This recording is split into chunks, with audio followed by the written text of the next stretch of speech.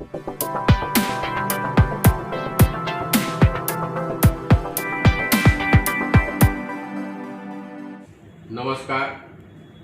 आज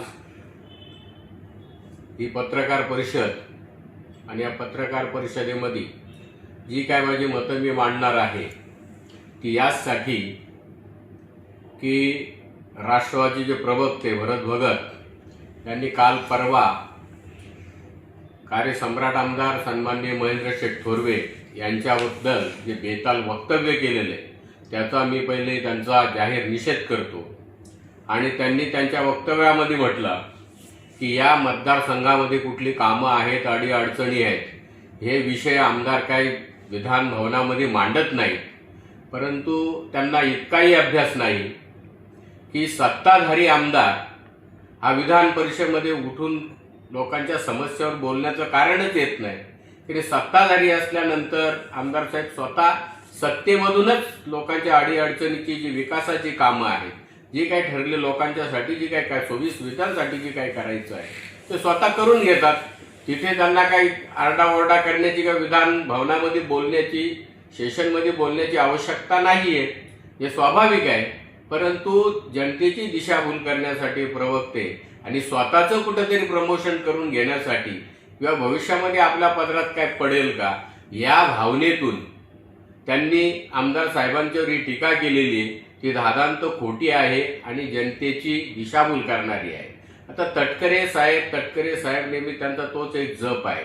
या तटकरेंचं राजकारण कशा पद्धतीने या मतदारसंघामध्ये आणि रायगड जिल्ह्यामध्ये चाललेलं आहे ते सर्वश्रुत आहे की कारण त्यांना त्यांच्या मुलीला मिळालेलं जे पालकमंत्री पद होतं ते शिवसेनेच्या तीनही आमदारांनी विरोध दर्शवल्यामुळे आणि त्याला ती स्थगिती मिळाली। आणि ती स्थगिती मिळाल्यापासून जे तटकरे साहेब विशेषतः या मतदारसंघामध्ये जे महायुतीच्या विरोधात जी भूमिका या ठिकाणी मांडतायत, कारण सत्तेमध्ये शासनाच्या म्हणजे केंद्राच्या सत्तेमध्ये आहेत, राज्याच्या सत्तेमध्ये आहेत, सत्तेची सगळे फळं चाकतायत आणि महायुतीच्या विरोधात इथे जाऊन उभाटाबरोबर युती करतायत आणि सत्तेतील आमदाराला, महायुतीच्या आमदाराला कसा शह देता येईल या पद्धतीचं राजकारण, कटकारस्थान सगळं ते षडयंत्र रचण्याचं काम तटकरे करतात हे सर्वश्रुत आहे। आणि मग त्यांच्या प्रवक्त्यांनी म्हटलं की ज्या काही आता विधानसभेमध्ये सत्रामध्ये ज्या काही व्हिडिओ क्लिप ज्या काही प्रसारित झाल्या, भरत शेठ गोगावलेंची असेल किंवा महेंद्र दळवी साहेबांची असेल, ह्या क्लिप फक्त महेंद्र शेठ थोरवेंनी प्रसारित केलेले आहेत। हा जावई शोध यांनी लावला कुठून? आता हे राजकारण उघड असताना, कारण सातत्याने महेंद्र शेठ हे भरत शेठ गोगावलेंचं समर्थन करताना आपल्या माध्यमातून, सर्वांच्या माध्यमातून समोर आलेले ऑन स्टेज पण त्यांनी कधी आपलं मत प्रदर्शित केलेलं आहे का भरत शेठ यांनाच मंत्रिपद पण मिळावं आणि पालकमंत्रीपद हे भरत शेठनाच मिळावं। स्वतः कधी अपेक्षा केलेली आहे तशी त्यांची इच्छाही नाहीये।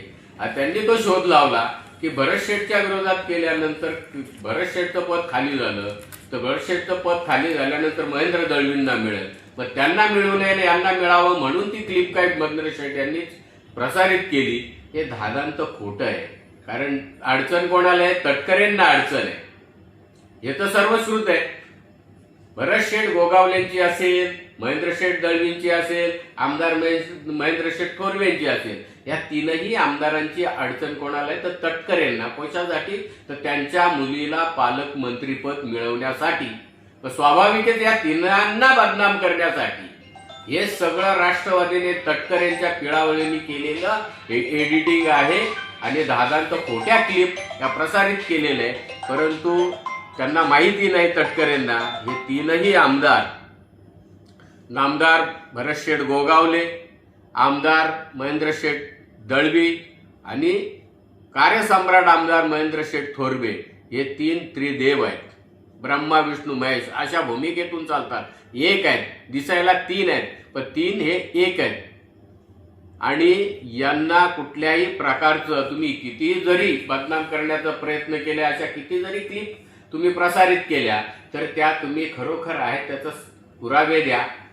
त्याची चौकशी करा आणि मग ठरवा. महेंद्र शेठ दळवींनी सांगितलं का माझ्या बाबतीत जी आलेली क्लिप ती जर खरी निघाली तर मी माझ्या राजकीय जीवनाचा त्याग करीन आणि हे आमदारकीचा सुद्धा राजीनामा देईल.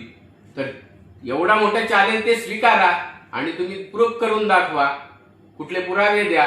उगाच काहीतरी एडिट करायचं आणि जनतेची दिशाभूल करायची असले काम असले धंदे खोटे थांबवा. आणि चोराच्या उलट्या बोंबा म्हणतात ना, ते तसं आहे करतात. हे अडचण कोणाला आहे? राष्ट्रवादीला आहे, तटकरेंना आहे.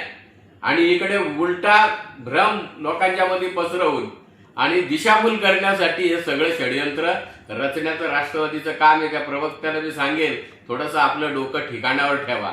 महेंद्र शेठनी या मतदारसंघामध्ये विकास केला नाही म्हणतात, विषय मांडले नाही म्हणतात. आत्ताच 7 कोटी रुपयाचा निधी मंजूर करून आणलाय आणि त्यांच्याच सत्ताधारी ग्रामपंचायत तिथे नेते म्हणवणाऱ्या ग्रामपंचायतनी पत्र दिलं का आम्हाला कुठल्याही विकास कामाची गरज नाही. म्हणजे विकास कामांना आडवं येणं आणि विकास होत असलेली यांना दिसत नाही हे म्हणणं किती लांछनास्पद आहे आणि किती हास्यास्पद आहे. जनता सगळे जाणते. महेंद्र शेठ सातत्याने या मतदारसंघाच्या विकासासाठी लोकांच्या अडीअडचणीसाठी काम करत असतात. आम्हाला तेच बोलावं लागतं. जनता बोलते आणि यांचं मात्र विरोधाभास असतो नेहमी. काय बोलतात त्यांचं त्यांना काय, त्यांची बुद्धी ठिकाणावर आहे का नाही. शिक्षण जास्त काय म्हणतात ना, शिक्षण माणसाला कमी असलेलं परवडलं, शिक्षण जास्त असलेलं परवडलं. पण हे अर्धवट आहेत ना, हे अर्धवट राहत नाही स्वतःचं भलं करत नाही जनतेचं भलं करू शकत. अरे एखादं विकास काम आणा, ते विकास कामातून कुठेतरी जनतेला तुम्ही दाखवा का आम्ही काहीतरी करतो. फक्त जी व्यक्ती अगदी सक्षमपणे आपल्या कार्यातून या मतदारसंघामध्ये विकासाचं ध्येय आणि उद्दिष्ट ठेवलेले ते पूर्ण करण्यासाठी सातत्याने रात्रंदिवस मेहनत घेऊन काम करतात, त्यांच्यावर तुम्ही टीका करता. त्यांना उलट्या सुलट्या तुम्ही काही षडयंत्र रचता, त्याच्यामध्ये अडकवण्याचा किंवा त्यांच्या बाबतीत काहीतरी विपर्यास करण्याचा प्रयत्न करता.